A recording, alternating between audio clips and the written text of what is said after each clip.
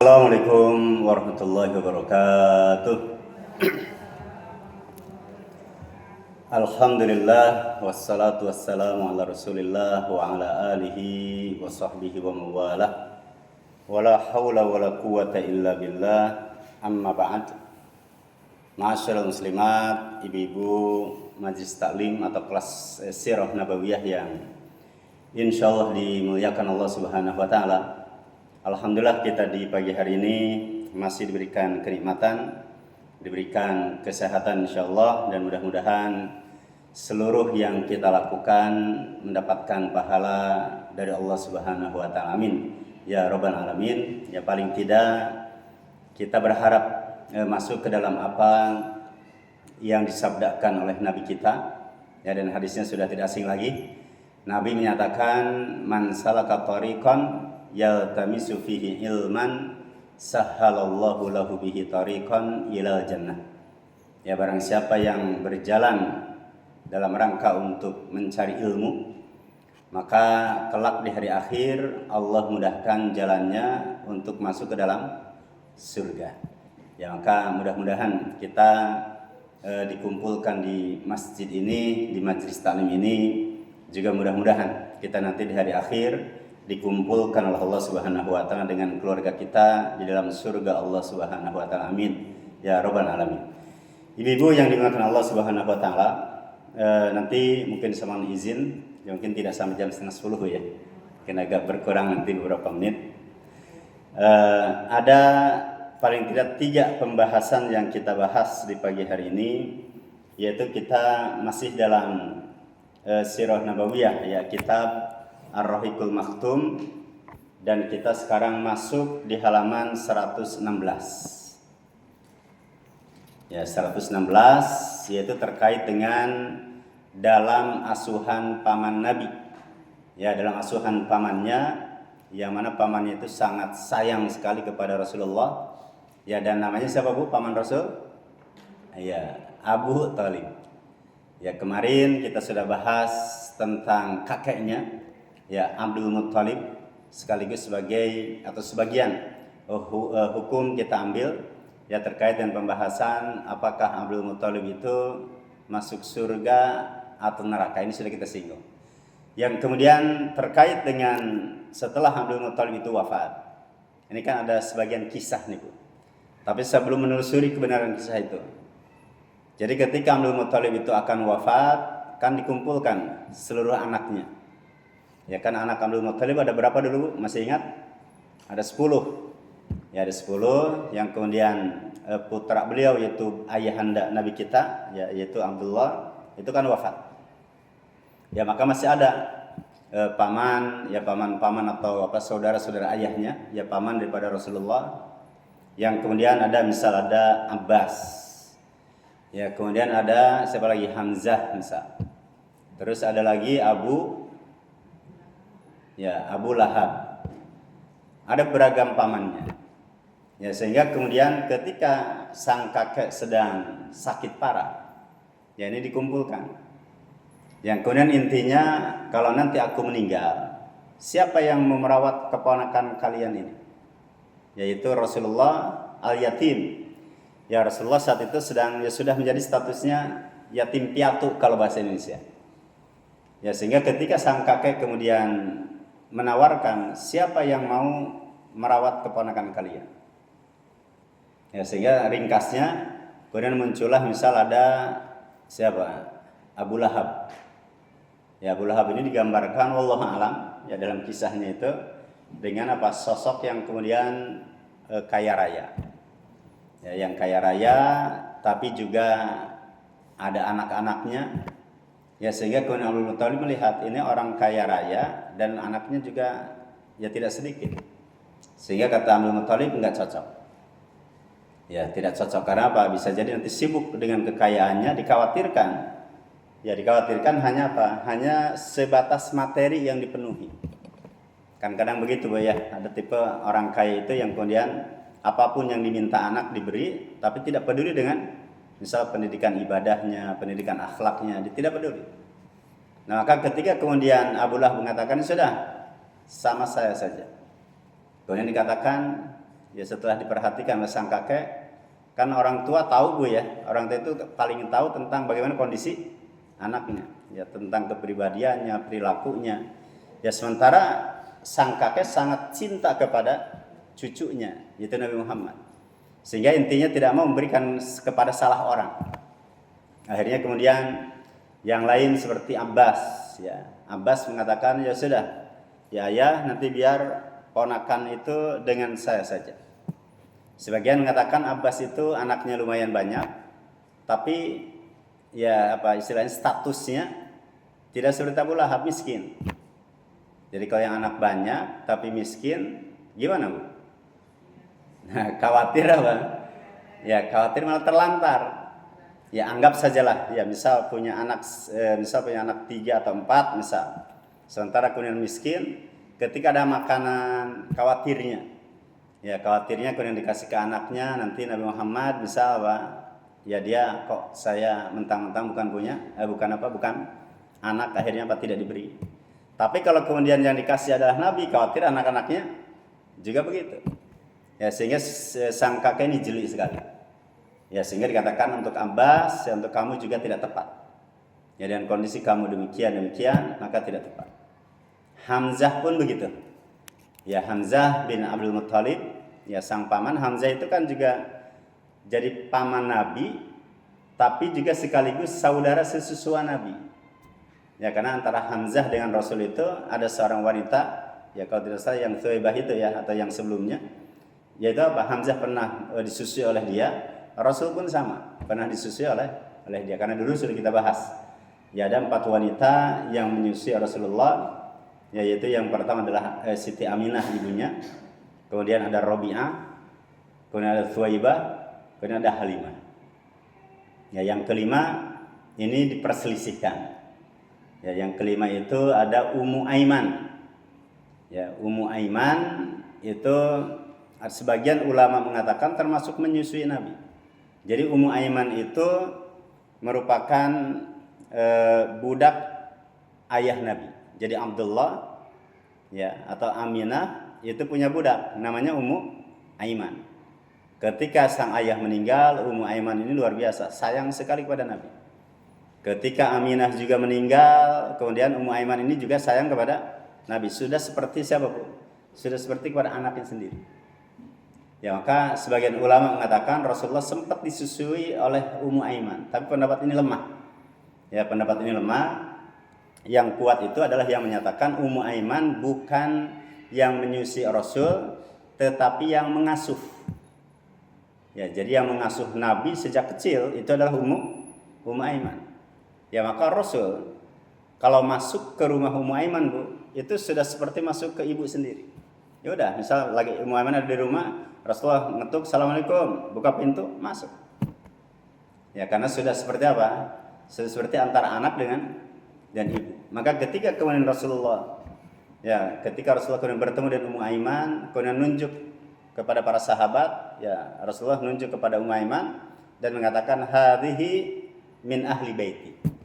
Ya wahai para sahabatku, ketahuilah Ummu Aiman itu termasuk bagian dari keluargaku. Ya jadi Rasul sudah menganggap sebagai keluarga. Ya mungkin kalau zaman sekarang Bu ya, zaman sekarang kan ada juga misal orang yang kemudian maaf ini kalau zaman sekarang istilah IRT begitu ya. Bukan IRT, apa namanya? Asisten. ART, ada IRT, ada ART. Kalau ibu IRT, ibu rumah tangga. Nah, ada asisten rumah tangga. Karena ada juga anak itu sejak kecil ya kemudian dirawat, diasuh ya oleh asisten rumah tangga tadi. Yang kemudian ketika sudah besar pun begitu Bu ya, sampai si anak itu ketika asisten rumah tangganya pergi pulang kampung, itu berat sekali si anak tadi. Ya karena sudah merasa asisten rumah tangga itu bagian daripada keluarga. Bahkan mau pergi kemana, mau jalan-jalan kemana harus bawa ya asisten rumah tangga, yang kalau enggak ya dia gelisah. Ini sudah seperti tadi ya, sama dengan apalagi dengan Nabi kita ya, Nabi Muhammad SAW, sosok yang digambarkan dalam ayat qad ja'akum rasulun min anfusikum azizun 'alaihi ma anittum harisun 'alaikum bil mu'minina Raufur Rahim. Jadi Nabi itu digambar dengan Rauf, ya, Rahim, Aziz, ya itu sosok yang penyayang. Ya, Rasul sosok yang penyayang. Nah, maka Ummu Aiman bukan termasuk bagian daripada yang menyusui Rasul, tetapi yang mengasuh Rasul. Kemudian yang selanjutnya sekalian, ketika kemudian Abdul Muthalib wafat, intinya kemudian diserahkan kepada Abu Thalib. Ya, karena Abu Thalib anaknya di antara anak Abu Thalib hanya Ali. Ya, Ali bin Abi Thalib, yang kemudian Abdul Muthalib ini melihat di antara sekian anaknya, 9 anak yang tersisa. Itu yang paling dekat dengan Nabi, kemudian yang paling cocok bersama dengan Nabi itu hanya siapa? Hanya Abu Thalib. Ya, jadi Abu Thalib itu dari awal sudah memperlihatkan ya cinta kepada Nabi, sayang kepada Nabi. Ya, juga anaknya tidak banyak. Kalau digambarkan dalam hadis ya, dalam sejarah yang dikenal hanya Ali saja, Ali bin Abi Thalib. Ya, maka ini habis sekalian akhirnya dirawatlah Rasulullah SAW ya oleh paman beliau yang bernama Abu Thalib. Ya, sehingga Abu Thalib ini digambarkan dengan sosok yang sayang kepada Rasul. Ya, bahkan kasih sayangnya ya bisa mengalahkan ya kepada anaknya yang lain, yang kemudian diantara buktilah ya misal bukti kalau Abu Thalib itu sayang kepada Rasul, misal kalau pergi ya Rasul suka dibawa. Kadang juga kita melihat Bu ya, ada ini kalau ini nenek misal ya. Misal si nenek itu punya cucu, ya misal punya cucu 3, yang kemudian tapi ada satu di antara cucu itu yang si nenek kalau pergi itu senang bawa cucu yang itu. Ada nggak yang gitu Bu? Ya ada yang gitu Bu ya, dibawa. Nah itu kalau cucu. Sama dengan paman pun begitu.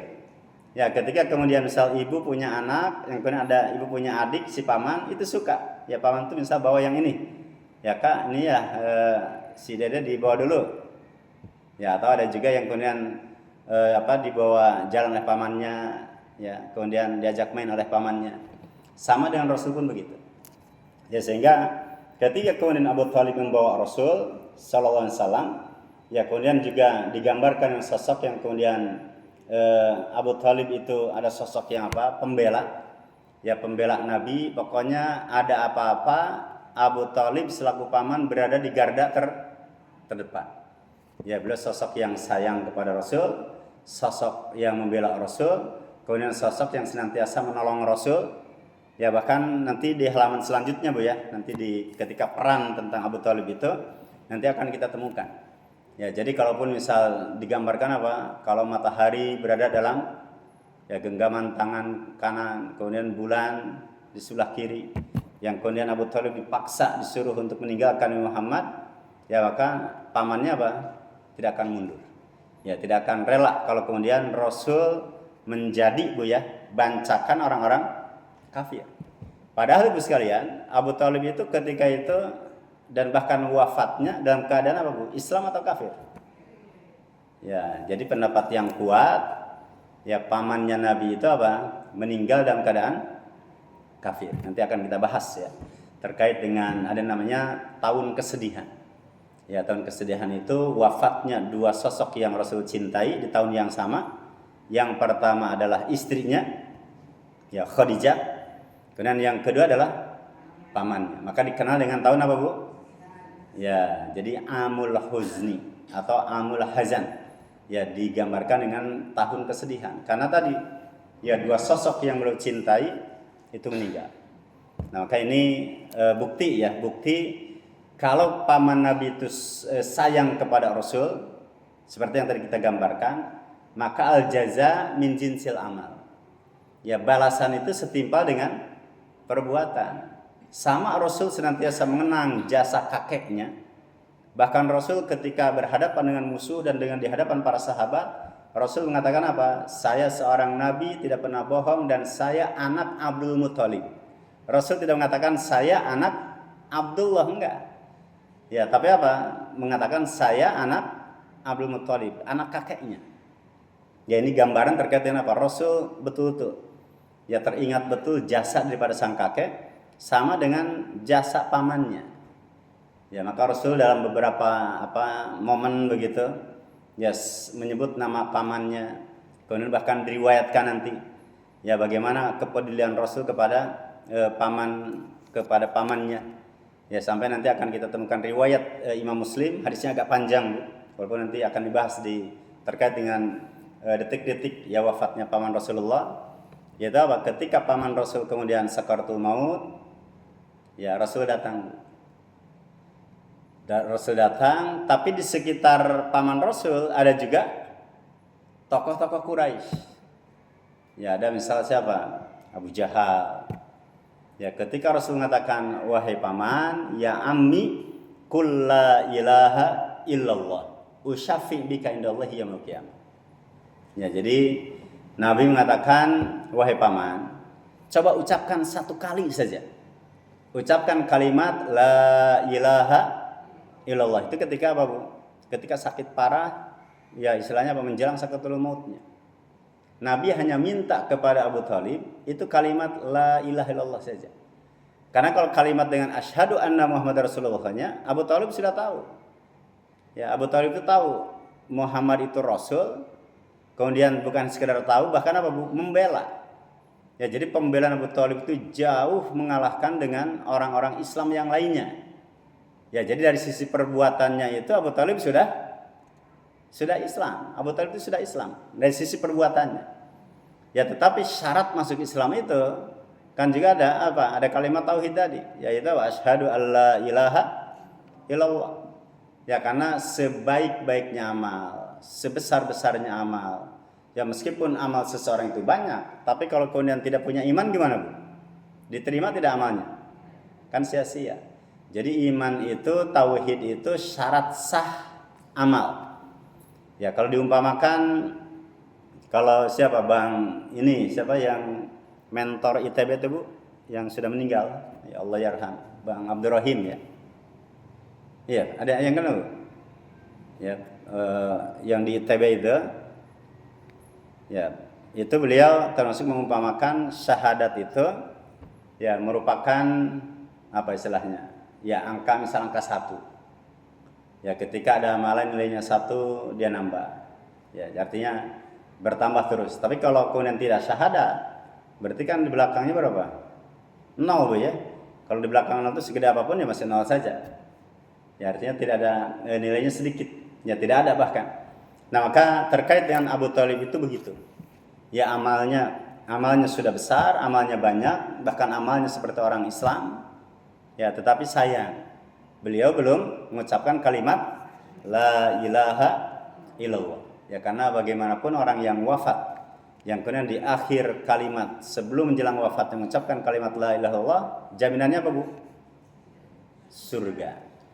Ya, barang siapa yang di akhir hayatnya mengucapkan kalimat la ilaha illallah, maka dia pasti masuk surga. Maka Nabi hanya minta satu kepada pamannya, ya dengan perlahan, ya sambil bukan perlahan, ya dengan tegas, bukan perlahan.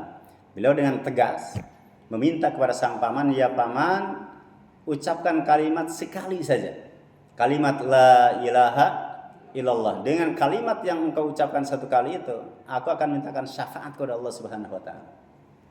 Ya, tetapi kemudian gimana, Bu? Abu Jahal, kemudian ada Umayyah, ya tokoh-tokoh Quraisy datang. Ya Abu Thalib, apakah kamu benci kepada ajaran nenek moyang kita?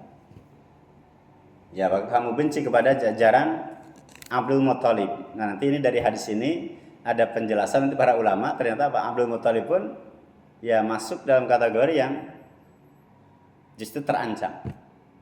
Ya, karena disebutkan apakah kamu akan benci dengan ajaran Abdul Muthalib? Ya, berarti apa? Ajarannya apa, Bu? Ada unsur tidak menyembah Allah Subhanahu wa taala, tetapi apa? Justru yang disembah adalah berhala. Ya, kemusyrikan.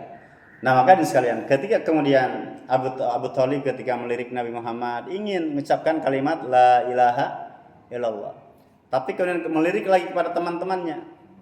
Ya, teman-temannya, teman main gitu ya. Kalau nanti saya ikut ucapan Muhammad, nanti saya dijauhi oleh teman-teman. Akhirnya gimana, Bu? Maka disebutkan dalam hadis, mata Abu Thalib ala millati Abdul Muttalib. Ya, jadi kemudian Abu Thalib itu wafat, meninggal ya di atas ajaran Abdul Muthalib. Jadi bukan di atas ajaran Nabi Muhammad. Ya, maka di sini jelas juga sebagai tambahan dan koreksi ya di pertemuan yang lalu. Kalau dilihat dari penjelasan hadis itu, Abdul Muthalib pun berada di dalam kekufuran. Ya, sehingga walaupun Ibu ini orang yang paling kenceng ya menolak Abu Thalib itu meninggal dalam keadaan kafir, yang paling kenceng Bu, itu kelompok Syiah. Ya, kelompok Syiah itu tidak terima hadis yang tadi. Orang Syiah tidak terima kalau kemudian Abu Thalib masuk neraka. Kenapa begitu? Karena orang Syiah itu kultus kepada Ali. Sementara Ali-nya putra Abu Thalib, kan Ali bin Abi Thalib. Ya, jadi orang-orang Syiah mengatakan bahwasanya Abu Thalib itu masuk surga. Ya, dan orang yang mengatakan Abu Thalib itu masuk neraka, ini sebenarnya ingin menghina, ingin melecehkan Ali bin Abi Thalib. Ya, padahal Ibu sekalian, yang menyatakan Abu Thalib itu wafat dalam keadaan kufur, yang mengatakan siapa Bu? Nabi Muhammad, dan hadisnya sahih riwayat Imam Muslim. Bahkan Nabi mengatakan siksaan di neraka yang paling ringan, siksa neraka yang paling ringan nanti itu adalah orang yang masuk ke dalam neraka hanya dengan sampai ke ini kaki gitu ya, hanya sampai hanya sampai mata kakinya, wayagli dimaguhu, ya sementara otaknya mendidih. Itu siapa Bu yang dapat siksa yang paling ringan itu? Disebutkan dalam hadis yang lain, itu adalah Abu Thalib. Hanya satu Bu. Hanya satu orang di hari akhir nanti ya yang akan kemudian disiksa oleh Allah Subhanahu wa taala, dimasukkan ke dalam neraka itu hanya kakinya saja. Sampai mata kakinya, tapi otaknya mendidih. Itu Abu Thalib. Ya, ini yang mengatakan Abu Thalib masuk neraka bukan kita, tetapi siapa? Nabi kita. Ya, Nabi Muhammad sallallahu alaihi wasallam. Maka Ibu nanti dalam kajian tauhid itu ya ada kaidah. Ya, ada kaidah kita tidak boleh memberikan kesaksian seseorang itu ahli surga kecuali yang telah disaksikan oleh Allah dan Rasulnya dia ahli surga. Kita misal lihat Abu Bakar menurut Ibu akan masuk surga atau tidak? Ibu akan masuk surga tidak? Hah? Baik, saya tanya Ibu-ibu, apakah Ibu mau bersaksi kalau Abu Bakar, Umar, Utsman, Ali itu penghuni surga? Atau mereka masuk neraka? Ya, mereka itu dipastikan masuk surga. Ya, ada misal 10 sahabat yang dijamin masuk surga. Di antara 10 itu siapa? Ya 4 tadi. Ada Abu Bakar, Umar, Utsman, Ali. Kenapa kita mengatakan dan kita berani memastikan dan bersaksi mereka penghuni surga? Karena apa? Rasulnya yang telah bersaksi. Ya, jadi kalau Allah dan Rasul sudah bersaksi mereka penghuni surga, maka kita katakan apa Bu? Kita katakan kami bersaksi mereka penghuni surga. Kita bisa pastikan. Atau misalnya saya tanya, ibu-ibu yang ikut nanti dalam pembahasan berikutnya, ada orang-orang yang ikut perang Badar. Ya, orang yang ikut perang Badar itu jumlahnya sekitar berapa? 300, ya 14, 315, sekitar maksimal 318. Apakah orang yang pernah ikut perang Badar itu pasti masuk surga? Jawabannya gimana? Ibu bisa pastikan nggak mereka masuk surga? Kita harus pastikan. Ya, kita pastikan seluruh yang ikut perang Badar pasti masuk surga. Sekarang kita lihat seluruh yang hadir di Masjid Jannatul Firdaus, mulai dari ustadz sampai yang ibu-ibunya pasti masuk surga. Boleh nggak Bu? Itu nggak boleh. Ya, karena nggak ada hadisnya. Ya, nggak ada hadisnya. Rasul bersabda, Ustadz Anung dan kelas Sirah semuanya pasti masuk surga. Itu nggak ada. Kita hanya berdoa. Ya, kita berharap, kita berdoa. Tapi Bu, kalau yang namanya yang ikut perang Badar, gimana Bu? Pasti masuk surga. Ya, maka kaidah dari Ahlus Sunnah wal Jamaah itu kita bersaksi. Ya, si fulan itu masuk surga karena apa? Allah dan Rasulnya mengatakan dia masuk surga. Sekarang saya tanya Bu, Fir'aun masuk surga atau masuk neraka Bu? Kok Ibu berani memastikan dia masuk neraka? Nah, kita pastikan Bu, ya Fir'aun itu pasti masuk neraka. Karena apa? Karena Allah dan Rasulnya sudah memastikan dia adalah penghuni neraka. Ibu, kira-kira Abu Lahab, ibu mau nggak di akhirat nanti, ya, misal berteman dengan Abu Lahab? Nggak mau, Bu. Kenapa nggak mau, Bu? Abu Lahab jahat. Tapi kan ada juga istri bilang ke suaminya, ayah jahat. Ya, artinya gini, kita bisa memastikan Abu Lahab adalah apa? Pasti masuk. Coba dari mana, Bu? Kita bisa memastikan. Ya, karena apa? Kita melihat Allah dan Rasulnya, dalam hal ini khususnya adalah Allah, sudah bersaksi. Ya, bahwasanya Abu Lahab itu pasti akan menjadi penghuni neraka. Bahkan bukan hanya Abu Lahab saja, Bu. Dengan siapa, Bu? Sama istrinya. Nah, kenapa kita bisa memastikan? Karena Allah dan Rasulnya sudah bersaksi, mereka apa? Pasti masuk neraka. Ya, maka apa ayatnya? Tabbat yada ya Abi Lahab wa tab. Tapi Ibu, kita juga tidak boleh memastikan seseorang itu pasti masuk neraka kecuali yang sudah dipastikan oleh Allah dan Rasulnya. Maka dua tadi, Bu, ya. Kita bersaksi ya bahwasanya si fulan itu masuk surga, pasti masuk surga karena apa? Allah dan Rasulnya sudah bersaksi. Kita juga bersaksi si fulan itu pasti masuk neraka karena Allah dan Rasulnya sudah menyatakan ya mereka adalah apa? Penghuni neraka. Ibu, saya tanya, ada zaman Nabi itu namanya Tha'labah. Ya. Ibu, mungkin yang ikut kajian saya menggantikan kajian yang Maghrib hari kemarin ini, yang 3 hari yang lalu itu berapa gitu? Ya hari Ahad, Bu, ya.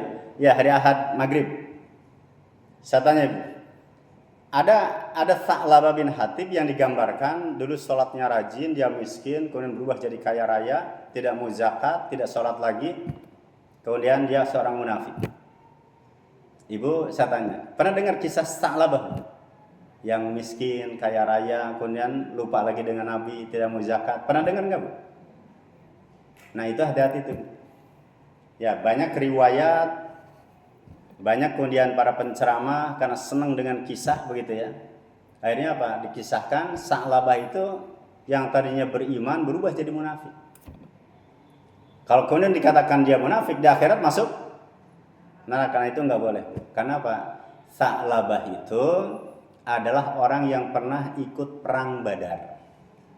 Ya, sahabat Rasul yang pernah ikut perang Badar, dan Allah berfirman terkait dengan orang yang ikut perang Badar, lakukanlah apa yang mau kamu lakukan, sesungguhnya dosa kalian sudah dihapus. Jadi kelebihan orang yang ikut perang Badar, Bu, mau melakukan apa saja dosanya, itu sudah otomatis, Bu, itu dihapus. Yaitu yang ikut perang Badar. Ya, sehingga apa? Kita tidak boleh ya percaya dengan kisah yang kemudian apa? Digambarkan ada seorang sahabat Nabi ya yang kemudian apa? Berubah menjadi seorang munafik yang tadinya rajin sholat kemudian tidak sholat lagi. Baik, ibu sekalian yang dimuliakan Allah Subhanahu wa taala, ya kembali kepada pembahasan tentang Abu Thalib, maka jelas ya Abu Thalib merupakan sosok yang sayang kepada Rasul, yang kemudian cintanya seorang paman kepada keponakan itu cinta apa, Bu? Cinta fitrah. Ya, saya yakin, Bu, ya.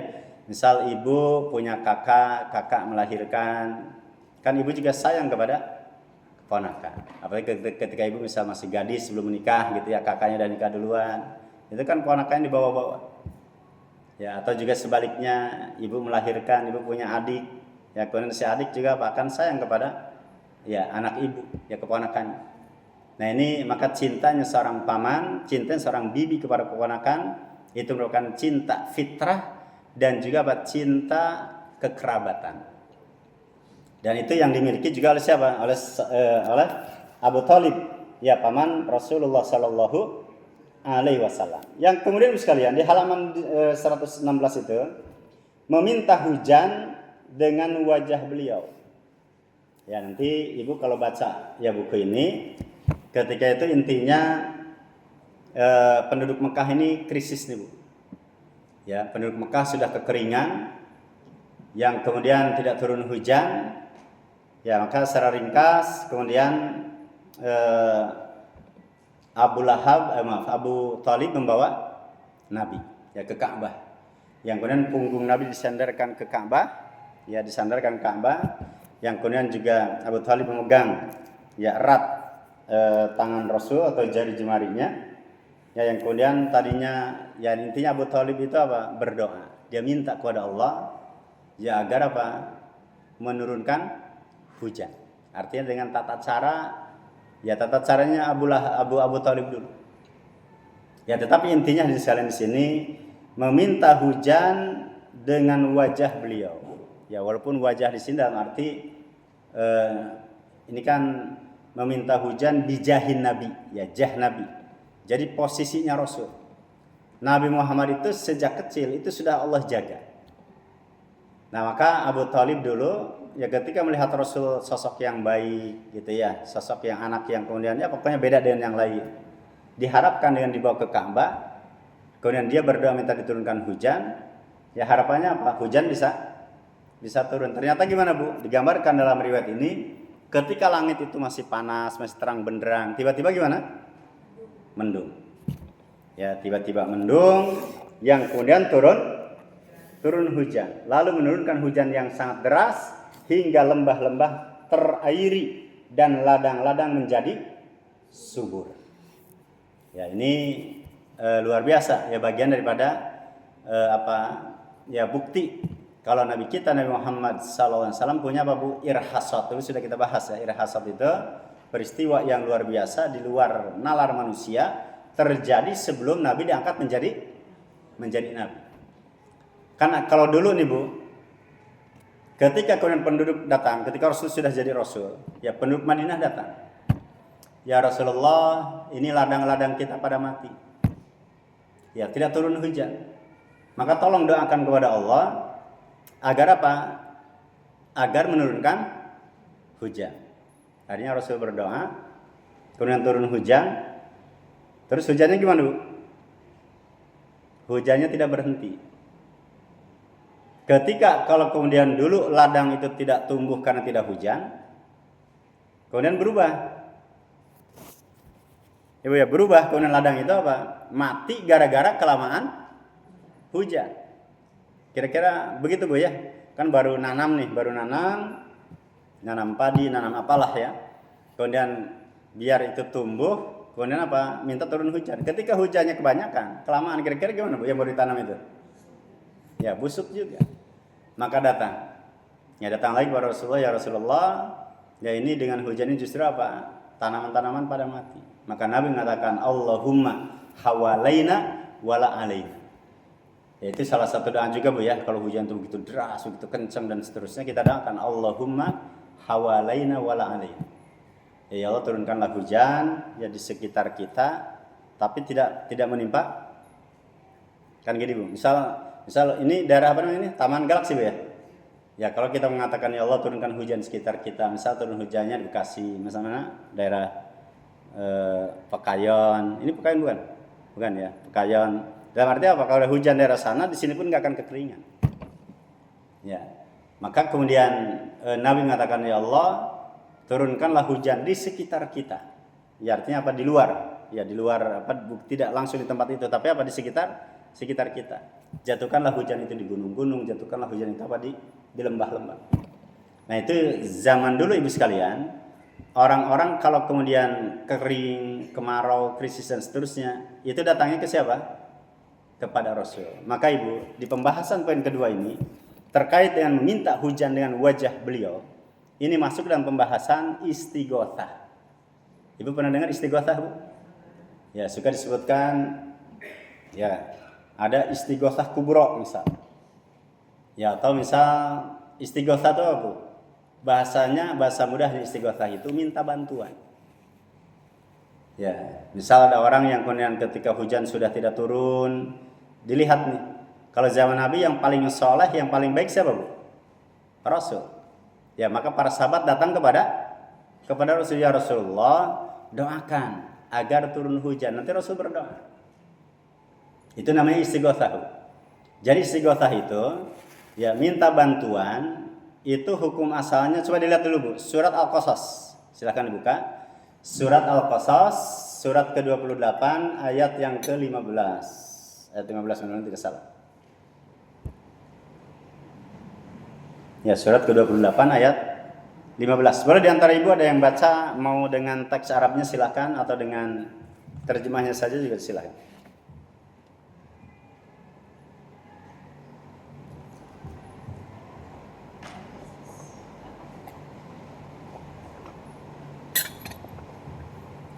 Boleh, silakan ibu. Boleh dengan artinya saja boleh. Boleh, silakan. Bismillahirrahmanirrahim. Dan Musa masuk ke kota Memphis ketika penduduknya sedang lengah. Maka didapatinya di dalam kota itu 2 orang laki-laki yang berkelahi, yang seorang dari golongannya Bani Israel dan seorang lagi dari musuhnya kaum Fir'aun. Maka orang yang dari golongannya meminta pertolongan kepadanya untuk mengalahkan orang yang dari musuhnya. Lalu Musa meninjunya, dan matilah musuhnya itu. Musa berkata, ini adalah perbuatan setan sesungguhnya. Setan itu adalah musuh yang menyesatkan lagi nyata. Baik. Permusuhannya. Terima kasih Ibu. Di situ ada kata-kata fastaghothahu. Ada Bu ya?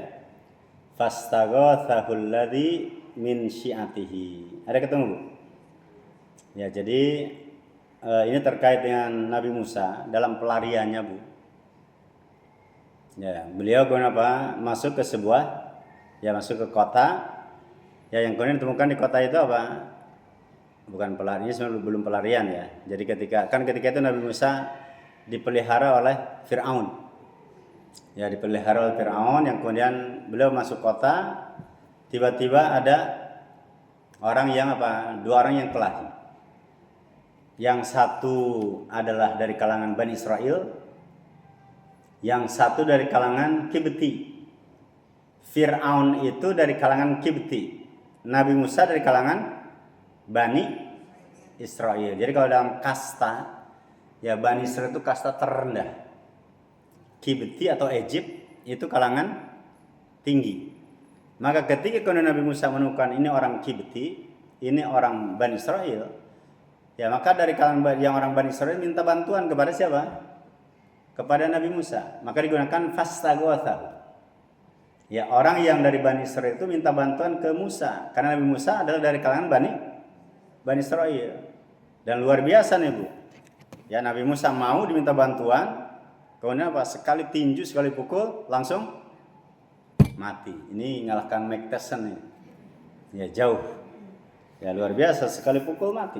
Langsung kejang-kejang, ya innalillahi. Walaupun Nabi Musa mengatakan hadza min amali syaitan. Nabi Musa mengatakan apa? Membunuh ini ya walaupun tidak sengaja itu termasuk perbuatan syaitan. Walaupun terlepas dari penafsiran terkait poin ini, ada semua pendapat ya di antara para ulama, tetapi intinya sekalian di sini ada kata-kata istighotsah. Jadi istighotsah itu minta bantuan, minta tolong. Saya misal ke ibu, misal dengan ibu, mohon maaf, ibu ini, ibu Rosa, ya bisa panggil ibu Rosa gitu ya. Ibu Rosa, tolong minta bantuannya, pinjam pulpennya. Itu secara bahasa, saya apa? Saya beristighotsah. Saya minta bantuan ke ibu, saya minta tolong ke ibu. Maka ibu sekalian, terkait dengan minta tolong, terkait dengan istighotsah itu, hukum asalnya boleh istighotsah. Tapi ada syarat. Satu, syaratnya adalah minta bantuannya pertama kepada manusia. Ya, manusia. Dan manusianya itu adalah manusia yang dianggap mampu. Coba lihat Bu. Orang Bani Israel itu minta bantuannya ke siapa? Nabi Musa, karena dia tahu Nabi Musa itu orang hebat, Nabi Musa itu orang jago, ya dia sosok yang kekar, sosok yang gagah. Ya sehingga ketika minta bantuannya kepada Nabi Musa tahu. Kan nggak mungkin Bu, mohon maaf gitu ya. Ketika yang lewat itu adalah orang yang kemudian sudah lansia, sudah tua, ya bahasanya tua renta, bahkan sudah pegang tongkat. Kira-kira nih Bu, orang Bani Israil akan minta bantuan nggak? Nggak akan. Ya maka Ibu, yang pertama, istighotsah itu syaratnya adalah boleh minta bantuan kepada manusia, tapi dengan syarat apa? Manusianya itu mampu. Yang pertama, ya atau mampu termasuk kalau fisik ya dia kuat. Ya dia kuat, kan nggak mungkin Bu, kita di jalan, ya kemudian barang yang kita bawa jatuh dari motor dan berat. Kira-kira Bu, kita akan minta bantuan tuh pilih-pilih nggak Bu? Saya kan pilih-pilih. Ya maka istighotsah itu, ya itu apa? Boleh minta bantuan kepada manusia dengan catatan manusianya itu hidup. Ini kalau kaitan dengan tauhid. Orangnya masih hidup, dia mampu. Kalau dia mampu tapi sudah mati, boleh nggak Bu datang ke kuburannya Mbah? Ya Mbah dulu kan bisa ngangkat gelas tanpa disentuh misal. Ya mampu dia. Tapi sudah apa Bu? Sudah wafat, sudah meninggal, itu nggak boleh. Ya jadi minta bantuan itu kepada orang yang masih hidup dan dia mampu. Tidak boleh minta bantuan kepada orang yang mampu tapi dia sudah meninggal. Itu nggak boleh. Ya maka syarat istighotsah kepada makhluk adalah apa? Dia wujudnya ada, orangnya ada. Ya maka misal Abu Thalib bawa Nabi Muhammad. Nabi Muhammadnya masih hidup. Kemudian dikatakan apakah Nabi Muhammad mampu? Jelas mampu. Ya karena sejak kecil sudah dijaga dan dilindungi oleh Allah. Ya ketika Rasul sudah jadi Nabi, sudah jadi Rasul, kemudian apa? Para sahabat datang kepada Rasul. Rasulnya masih hidup dan tahu para sahabat. Rasul itu mampu kalau berdoa pasti dikabulkan. Ibu, berbeda ketika Rasul sudah wafat. Para sahabat ketika terjadi kekeringan di Madinah, akhirnya apa yang dilakukan para sahabat? Melihat siapa orang yang masih hidup dan dekat dengan Nabi. Para sahabat tidak pergi ke kuburan para sahabat tidak pergi ke kuburan Rasul. Tidak mengatakan ya Rasulullah agisna, ya Rasulullah agisna, itu enggak. Kan orang-orang yang sekarang begitu Bu. Ya Rasulullah agisna. Ya Rasulullah tolonglah kami. Ya Rasulullah bantulah kami. Padahal Rasulullah sudah meninggal, maka enggak boleh. Ya jadi minta bantuan itu ketika Rasulnya masih hidup. Ketika para sahabat Rasul sudah wafat, para sahabat bertanya ke siapa Bu? Mereka melihat siapa orang yang paling dekat dengan Nabi.